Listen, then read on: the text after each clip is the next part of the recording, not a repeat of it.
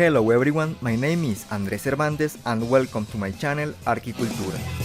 Today we will look into the history of a monument that owes its fame to a series of misfortunes which have pushed the structure to its limits.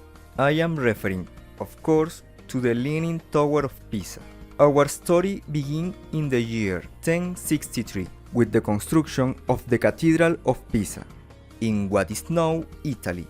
By 1152, the main works of the cathedral, dedicated to the Assumption of Mary, were completed. This year also marked the start to the construction of a baptistry, a separate building intended for the celebration of the baptism sacrament. In 1173, construction began on a bell tower. This word comes from the Italian campanile, which translates to bell tower. However, in Spanish, in the strict sense of the word, campanile is a detached tower equipped with bells, located near a building to which it provides service. Returning to Pisa, the first level is made up of 15 columns, and in turn 15 semicircular arches, all of these in marble. Although the staircase is a bit different, it is located in an interior corridor, made out of limestone and mortar, and was covered with marble. These arches are closed. This type of arches is called blind arch. The top part of the arches was decorated with geometric motif in the same way as the spandrel, which is the space between an arch and its framing. Upon completing the first level, it already had a tilt toward the north. But why? Although the city is now several kilometers from the sea, about 1000 years ago, at the time of the tower's construction, it was a city connected to the sea through lagoons and canals. Hence, there was a high water table, meaning groundwater. Added to this, a clay soil, which made the situation more unstable. To counteract this, the following levels were built with an inclination opposite to that of the first level. The second level continued with the same core as the lower one, but the real difference is on the outside. There would no longer be 15 columns, but 13. These arches were joined to the central core through small bolts. At this level, the spandrel was decorated in the same way as those of the lower level. Moving on to the third level. Broadly speaking, it is almost identical to the previous one, but here the spandrel has no ornamentation. Another detail appears in the cornice, and these are the dentils, cubic molding distributed along the cornice like teeth. By the end of this century, with almost half of the construction advanced, the works were suspended for two reasons. The first, wars in the region, and the second, the evident inclination of the tower. The works resumed almost 100 years later, around 1275, finishing the fourth level, which was made twisted, seeking to recover verticality. Here, the ornamentation of level 1 and 2 was resumed, and the dentils from the level 3 were also added. Then came level 5. Here the design of the spandrels from the lower levels was changed and dentils were not made. The level 6 is equal to the 5, but here the dentils were added again. We reach level 7. In this level, the central core disappears, and there are many more exits from the center to the loggia, which is the same as the one on the level 6. As the builders always sought to straighten the tower, by changing the level of inclination, they shifted the center of gravity, causing the structure to change inclination, now tilting toward the south. Around this time, the last of the four major works of the square began. The intention was to build a church. Legend has it that soil was brought from Jerusalem to fill the land for this purpose. Remember this because it will be important later on. This construction will take a long time, as in 1284 all work was suspended again. In 1363 the baptistry was completed, with the construction of the dome, surpassing the height of the tower. It is believed that due to a lack of budget, could not be finished in the intended material, and was completed with a cheaper material. Also around this time, the last level of the tower, the bells chamber, was constructed. To access it, a spiral staircase was installed on level 7, and to counteract the inclination, the belfry was made twisted in opposite direction, formed by 12 columns, placed 2 by 2.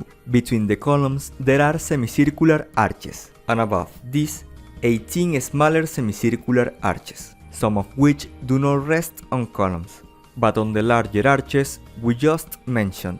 Finally, the cornice, in addition to dentils, has small arches, a typical element of Romanesque architecture. To reach the very top, there is a staircase that starts from the one of the small arches in the belfry. Analyzing the construction process, we see that each floor has an independent slope to counteract the inclination to entire structure.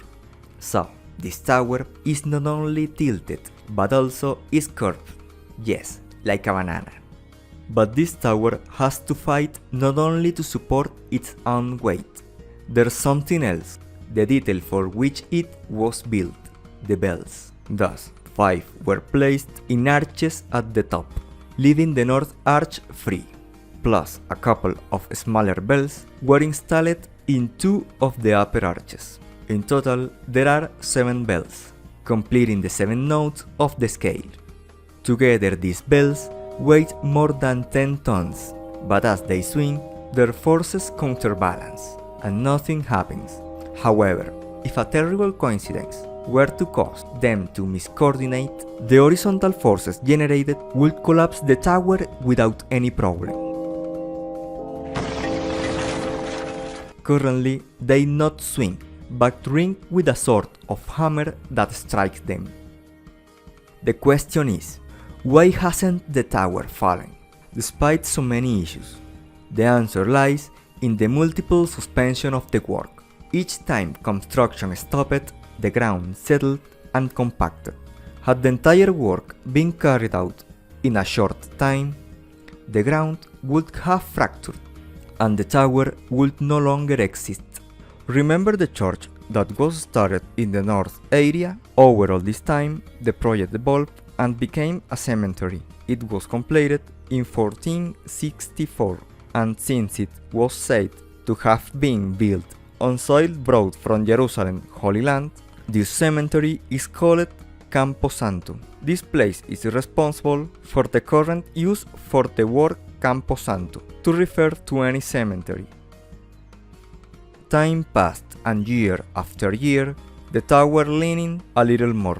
As its inclination grew, so did its fame, making it the main symbol of the city, and one of the most recognizable monuments in the world, to the point that in 1987 it was declared a World Heritage Site by UNESCO. But in Pisa, it is now that the true feats of engineering begin. In 1990, the worst-case scenario was looming, and the access to the monument was prohibited. There were 2 possible paths, each worse than the other. The first was to let the tower fall, and the second was to straighten it and leave it as an ordinary tower temporarily. About 600 tons of lead were placed on the north side. However, by 1995, the tower had already tilted to just over 5 degrees, and something had to be done to stop it, or collapse would be imminent. The solution was to install tensioners at the north end of the foundation, anchored 45 meters below ground level. But there was a catch. The moisture in the ground could flood the excavation and cause the tower to fall. To suppress the moisture, liquid nitrogen was injected to the ground, but that made things much worse.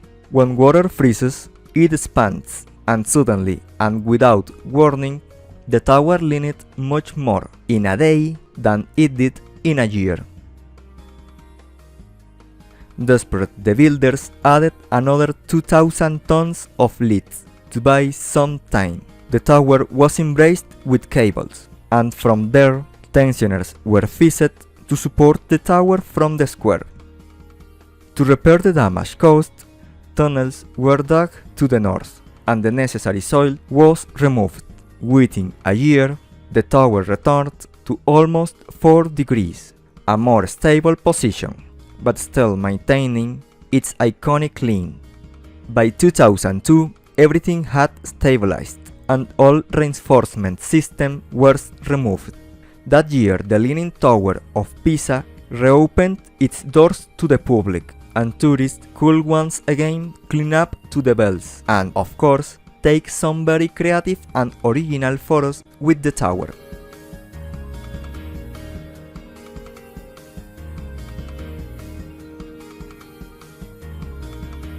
And there you have it. If you enjoyed with this story, don't forget to like and share with your friends. To stay updated on future content, subscribe to my YouTube channel and follow me on Facebook and Instagram. This was Andres Cervantes. See you next time.